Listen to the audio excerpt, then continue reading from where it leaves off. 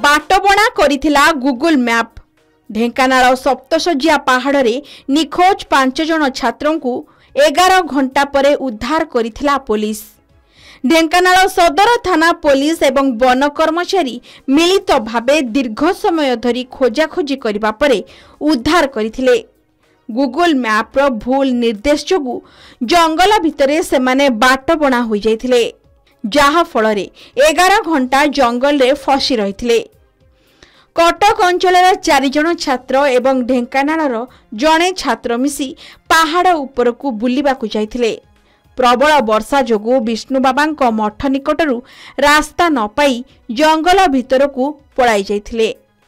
एहा परे मोबाइल रे गूगल मैप को फॉलो करी बाटबणा होइथिले।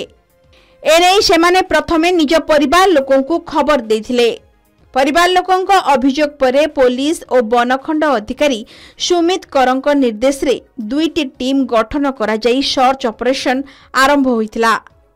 तेबे 11 घंटार ऑपरेशन परे समस्त छात्रों को सुरक्षित भावे उद्धार करा जाइथिला।